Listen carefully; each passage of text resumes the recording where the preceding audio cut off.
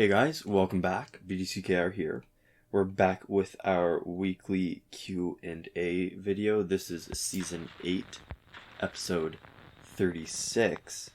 We've got a bit of a light week for questions this week, so this is a reminder if you've got anything that you want us to talk about, that you think is a good jumping off point for conversation, to go ahead and drop a comment for us so we can keep making this.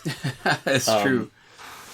In the form that it is, I guess potentially we could do like a rambling thing that has no connection to any questions. Yeah, but it's harder to pick up. Right. But, you know, this week actually I'm going to start with not a question. I'm going to start by giving a game recommendation. And also, I guess, sort of a mini giveaway. The first person who wants this game, who emails expressing interest with the name of it, as long as it's before the 8th, before the summer sale ends, I'll toss you a copy of it. So the game is called Quantum League, and it is a first-person shooter. It is... The reason why I say before the 8th is because right now on the summer sale it's 80% off, and so it's like less than $2.50 Canadian. It's very cheap. And it is a 1v1 or 2v2 game. I would say it plays a lot better with friends than with random people online. And there's not a huge player base, so you're waiting a little bit of time for online matches. Right. But it's really, really cool because what it is it's a cooperative team-based shooter that works with only one player on each team because there's time travel.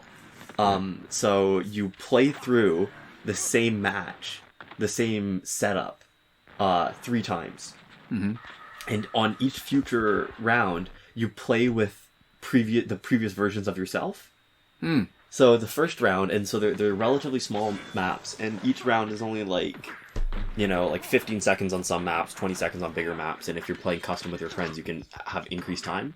Right. But what you do is you run through, and there's a couple different ways that it can work. There's versions where it's team deathmatch, where it's just whoever gets the most kills.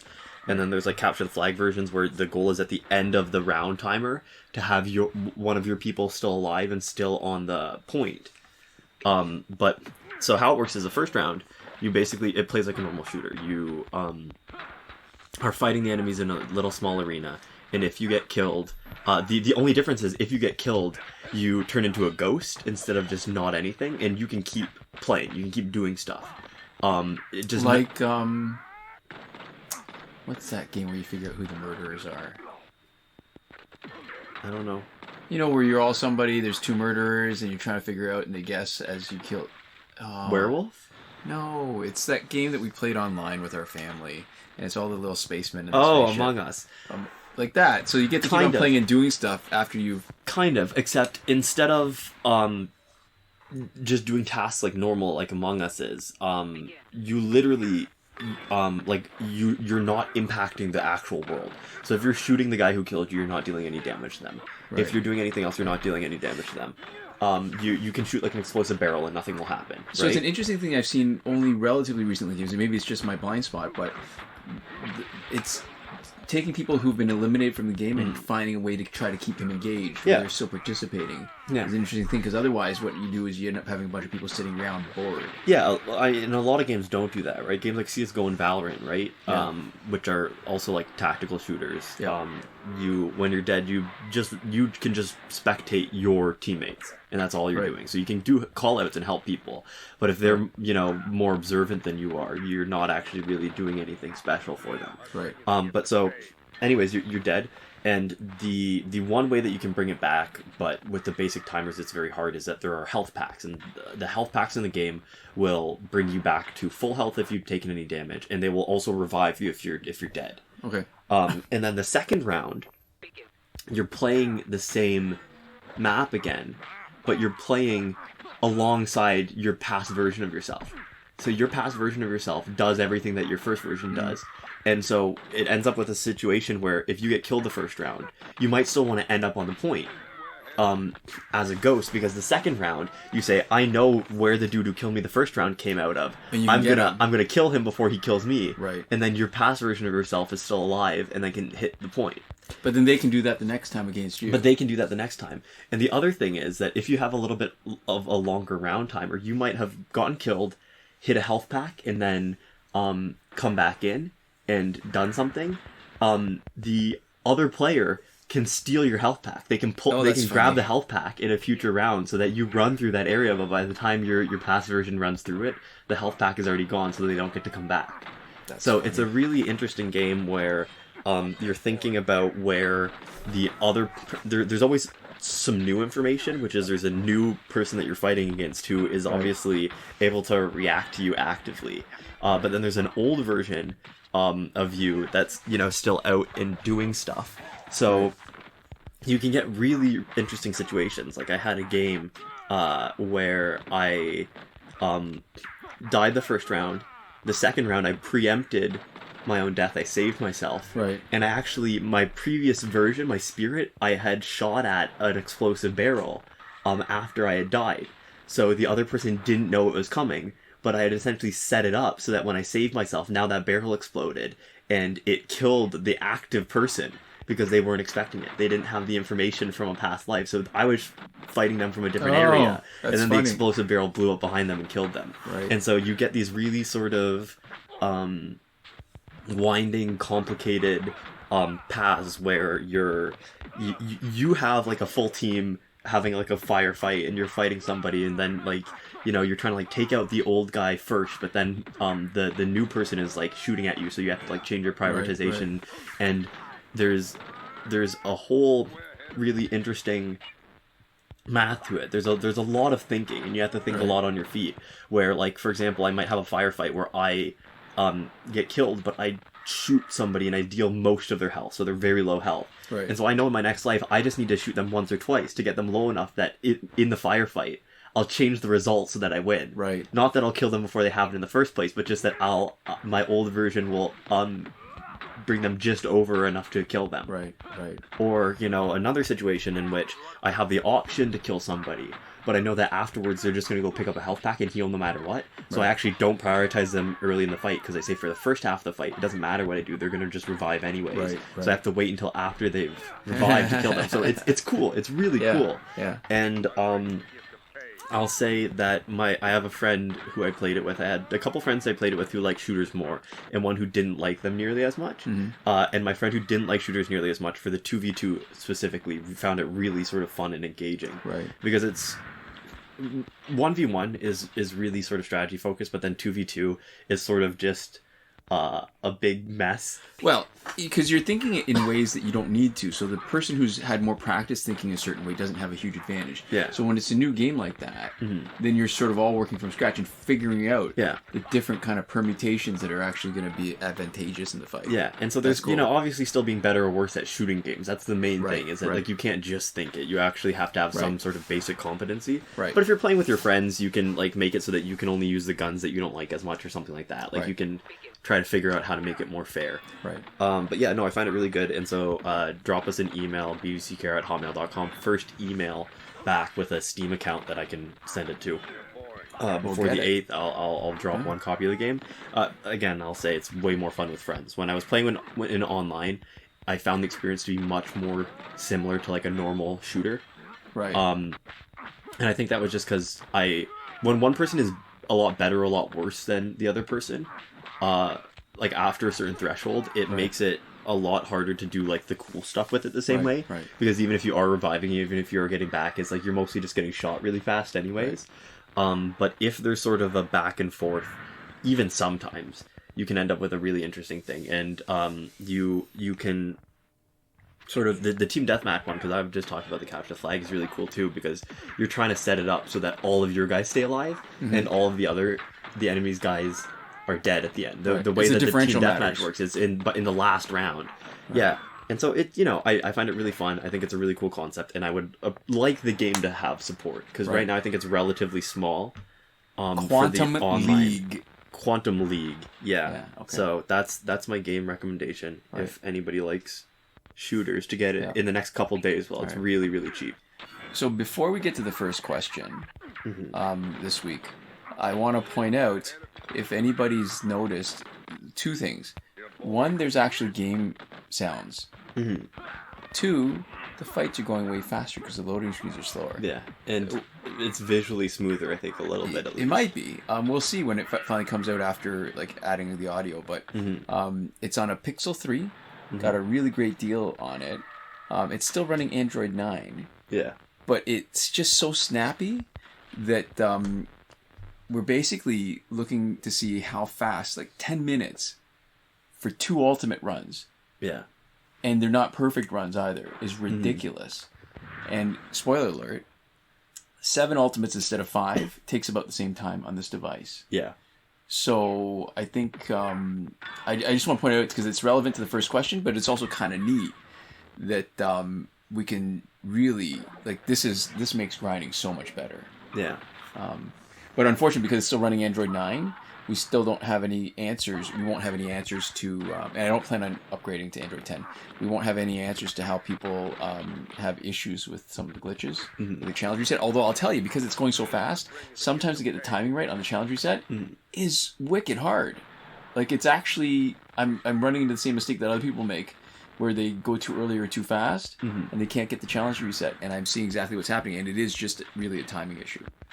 Yeah. So there we go. Yeah, so our first and sort of main question this week comes from Sinemac through our Patreon again. And they say, hey, I want to say I really appreciate you guys and I appreciate the dedication you have to make these updates and the time and take the time to answer our questions. That being said, this might be my last major question that's not just fodder. Suppose a person only has a day or two to play the game per week. What's a good average multiplayer score to aim for to ensure that they get that week's item?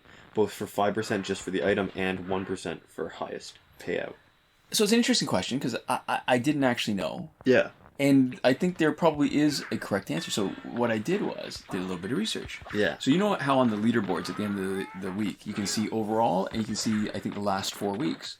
Yeah. So went to take a look. The last 4 weeks were all gears, I believe. Yeah.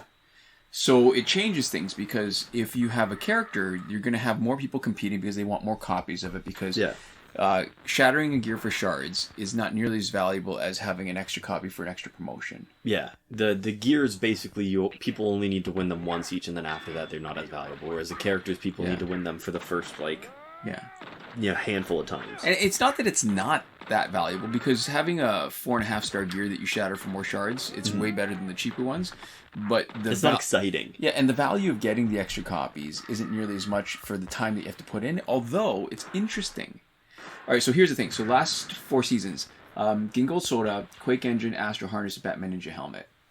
One thing that may not be obvious to most people, but it becomes really obvious when you hit the top 1%, is that when they say top 2% or top 5% or top 10, what they're talking about, that those are the ones that are just right at the cusp. They are the top ranking in that stratum, or that, what do you call it, that tier of results, so that if you got one above the number one guy in top 10%, you would be in the top 5%. Yeah.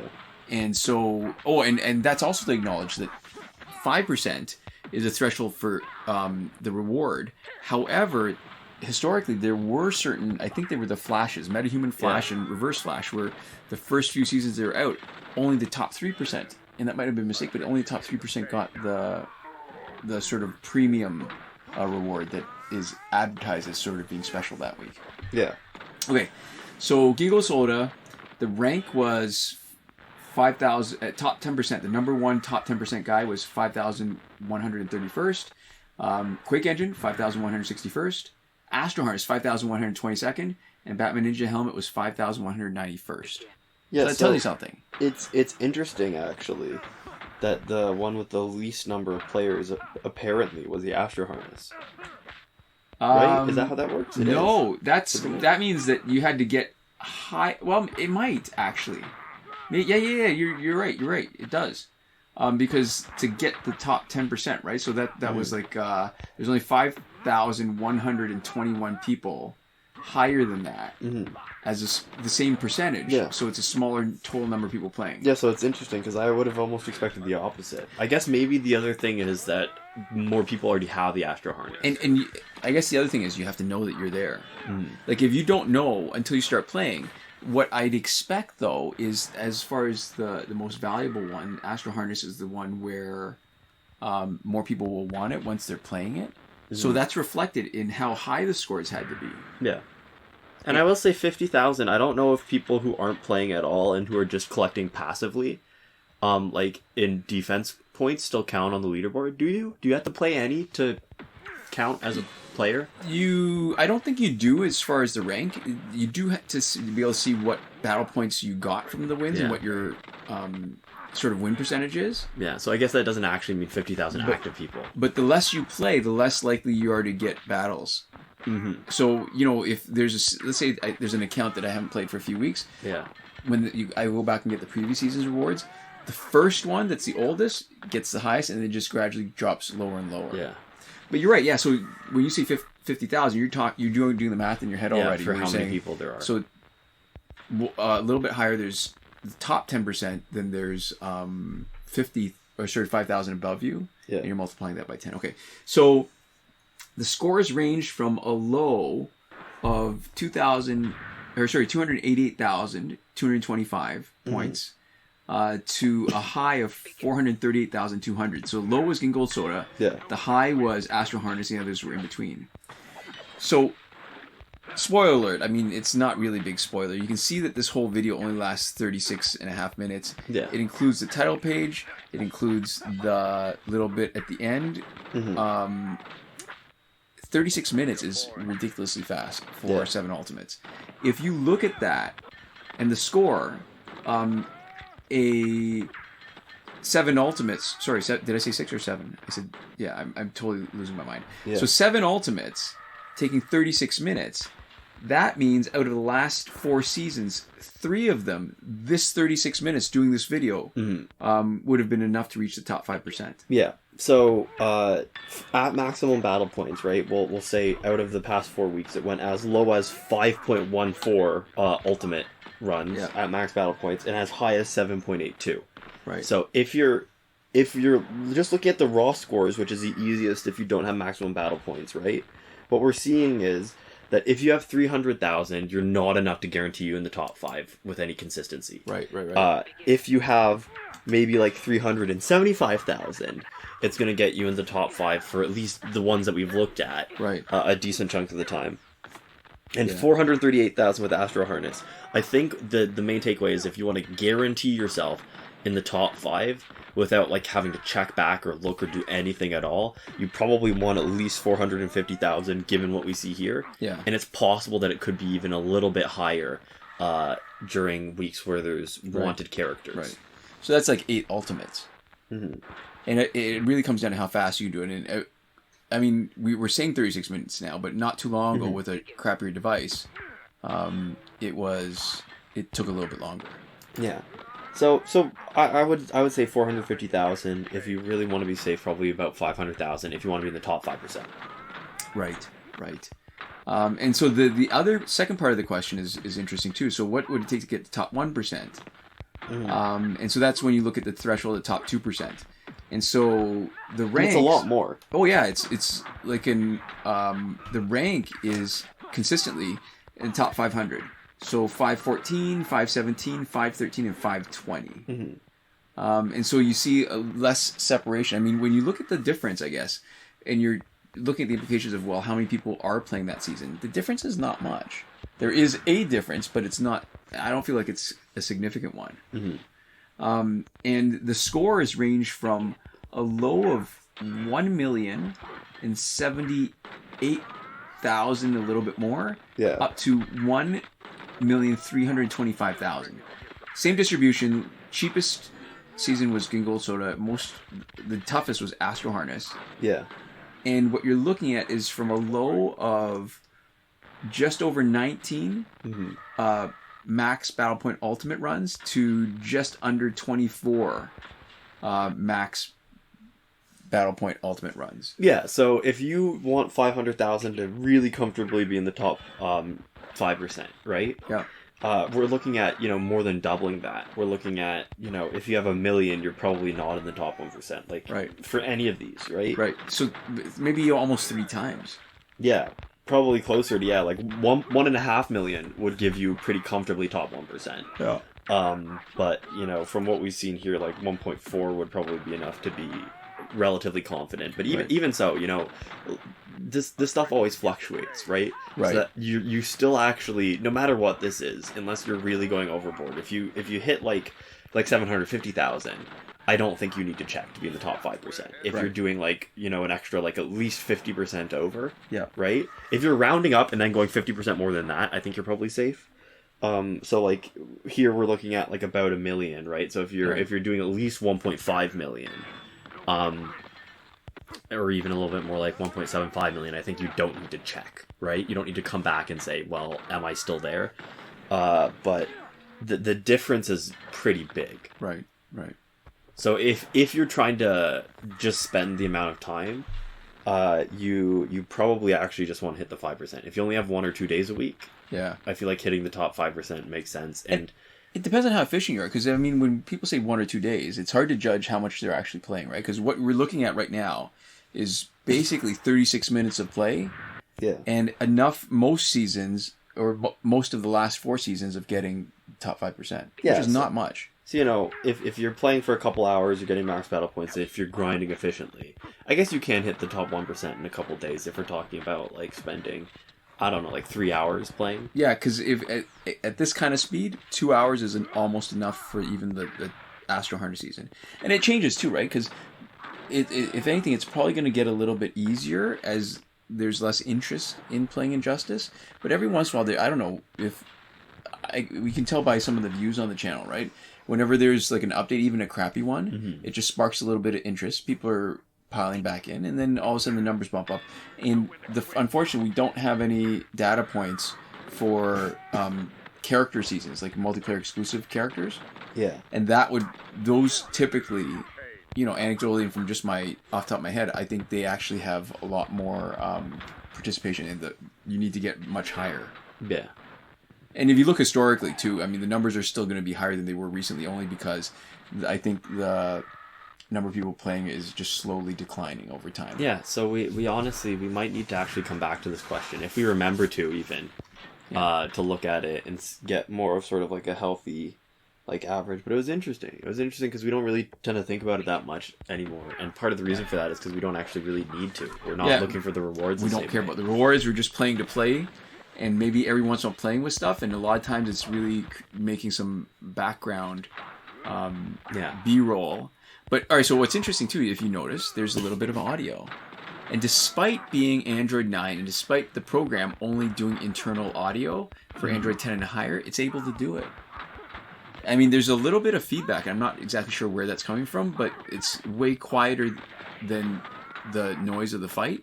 Yeah. So when the fight's going on, you don't notice as much. In between quiet loading screens, then you might hear it a bit more. Interesting. So it's interesting. Yeah. No, I'm loving the Pixel 3.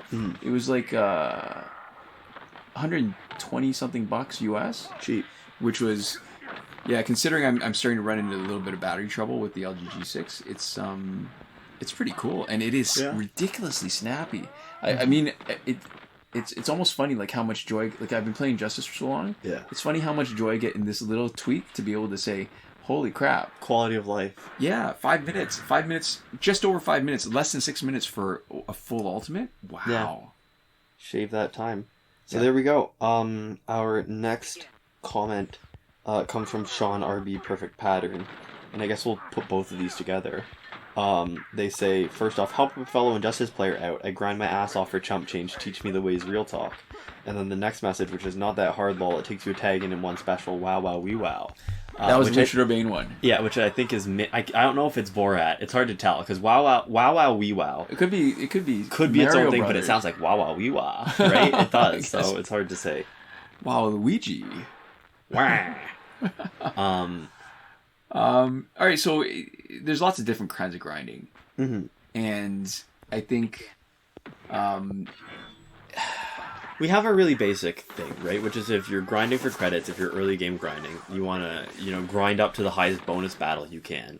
And your ultimate endpoint is bonus battle 6, right? Yeah. For maximum efficiency for money. And it's not exactly that. I think there's some other fights that are better, below bonus battle 6, there's some fights that are slightly better in different ways. Mm-hmm. But I think to spend the time to think about it and actually plan those particular fights, not worth it. I think overall, if you just do the bonus battle thing, you're not going to be wasting much time. Yeah.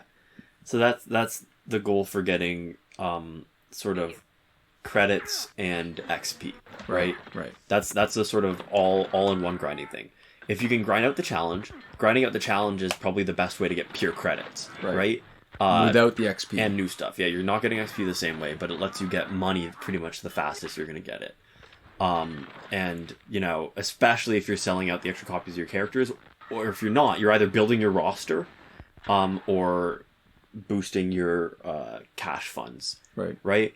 And for a lot of the other stuff, there's not really a secret. I think the main thing is when you're really inefficient for other things, like if you're really inefficient for doing the crystals, right, for Phantom Zone when it's around, that it's not really worth your time the same way to spend a lot of time on the crystals. It's the same thing for multiplayer, right? If you really want the rewards, you can grind up for them. But if you're early game, if you're getting sort of chump change, right, like you're talking about, it's hard to tell what that means exactly. But if you're really early game, it doesn't make sense to grind multiplayer.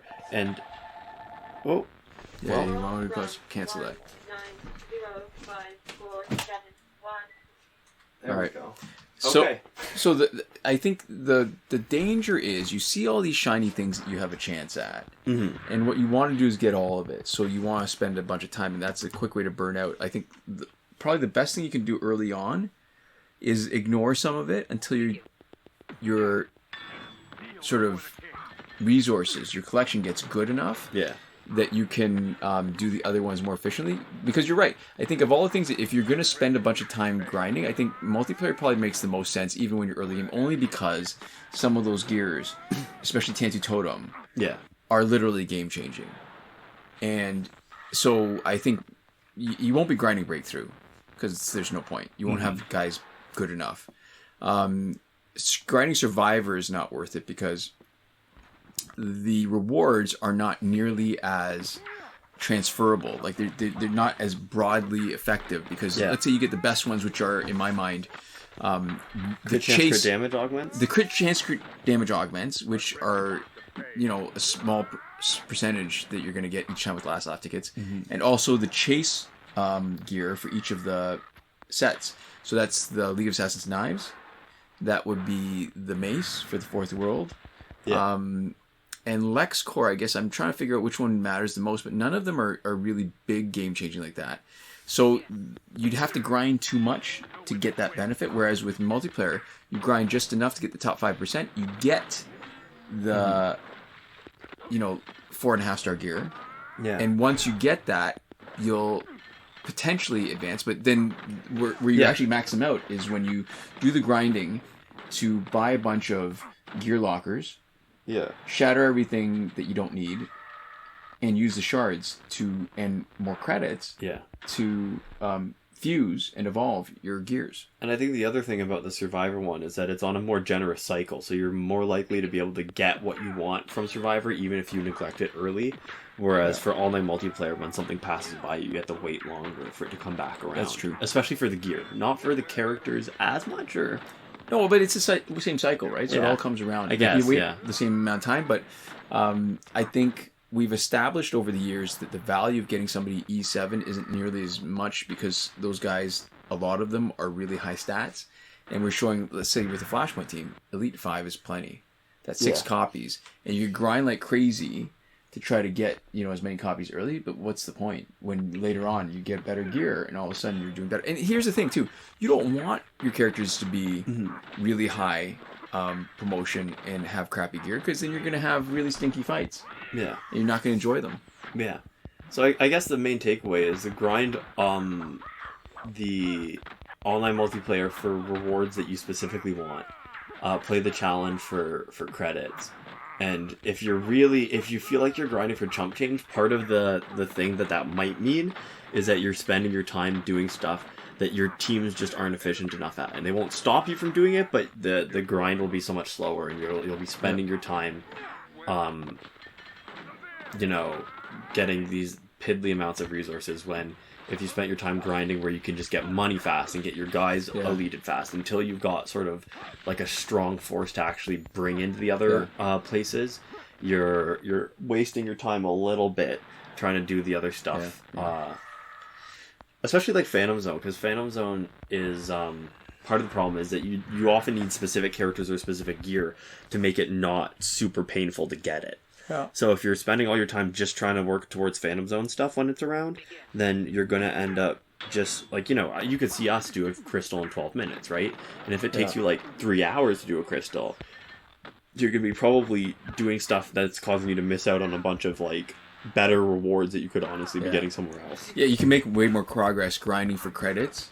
I think this is it, right? Like, they've added so many neat, shiny things, and they are very tempting, and they are great for somebody who's in the intermediate game, but if you're still early game, you gotta sort of ignore that, because power credits are still where it is, especially early game, because that's what's gonna improve your specials. That's what lets you get the promotions of the in-store characters. Mm-hmm. That's what lets you get more gear lockers to have shards to shatter, to promote, to fuse and evolve your gears. Mm-hmm. And the gears are what lets you all of a sudden be able to do all the other things much more effectively and efficiently, where you're not spending hours trying to get into the top 3% and then watch over the last few hours that some people just jump right past you, right? Yeah. Like, if you can't do what we do, which is in 36 minutes generate 392,000 battle points. Yeah, anybody who has more time than you, or even less time than you to play in the week, is going to do better than you in online multiplayer if you can't grind as efficiently, unfortunately. Yeah, it's very much like Sushi Go. Like, some of the things you get points no matter what, and some of the things are relative so that you can try to compete with somebody for getting, I think it's the Maki. Yeah. But it's a mugs game, because you'll be spending all your turns getting cards that don't improve your position. Yeah. And you're in this sort of the more people you're fight. Fighting with, the more you're spending your resources on just trying to get the same 6 points instead of getting other stuff. But a lot of people don't know Sushi Go, so that metaphor probably was actually very unhelpful, because I think anybody who knows Sushi Go who didn't already understand what we were talking about before was basically zero. I think we probably helped no people. Sushi Go is a fun game. It's an easy game. It's quick to play. Yeah, so I guess there's our second recommendation for the week. Yeah. Quantum League and Sushi Go. Reminder as we come up to the end for anybody who wants it to shoot an email if you want Quantum League. Yeah. Although there's a chance that it's already filled. I guess we'll also say that we'll put it in the description. It's too late now, because when I first mentioned it, it's when people are going to email. But we'll update in the description if somebody's claimed it, I guess, or in the comments. Right. So that if people can maybe scroll down and catch it. Because I think anybody who's emailed who really wants it has probably emailed before they've gotten to listening to this point. Yeah. Anyways, our last question comes from Chidubem Modelum, and they say, quick question, what is the gear loadout on Hot Girl Prime? I don't actually, you know what, it's been long enough since doing the video that I don't remember exactly, but it doesn't really matter. She's geared to be a tank. I believe that means probably Ginkgo Soda. She definitely had charged disc based on the gear score, and I think it might have been Killer Croc companion gear. Yeah. It's an easy tank kind of loadout. It makes her hardier, and she's really just there to decrease the cooldown for the tag out or tag in, or both actually. So it really doesn't matter. Whatever gears you've got that can make her live longer and make it more of a hassle, that's what you need. So there we go. And that wraps up our questions. I guess we've got a minute to just sort of hang out while the fight finishes. Yeah, we can, or we can just start doing a. Oh, one thing I wanted to mention, and it's totally like weird and out of left field, but what's interesting to me is, so for anybody who's got sleep apnea or knows about sleep apnea, the idea is they have these machines. They're called CPAP machines. I think that stands for continuous positive airway pressure, where because people have sleep apnea because their airway closes, it collapses. And by forcing air, it keeps the airways open. You choke a little bit 1,000,000 times during the night. Right, if you don't treat it. So that it messes up your sleep, makes you tired during the day. It gives you all these kinds of health problems. But, wow, that was harsh, that noise. I might have to tune down the music on the video. Yeah. But, so it's been so well established that CPAP is it that people don't even consider other possibilities. And CPAP machines aren't cheap. Even with this subsidy in Canada, they're like a couple grand each. It requires maintenance. You have to clean it properly. You have to have it serviced, and they wear out eventually, like any electronics. So there's actual dental, oral appliances that are good for CPAP. They have for mild good for sleep apnea. Or sorry, they're good for sleep apnea. I mean, they're as good as CPAP for mild to moderate. sleep apnea. They're not as good for severe in certain measures, but overall they're still not bad. Yeah. They end up costing, with all the fees for a dentist, about $2,000.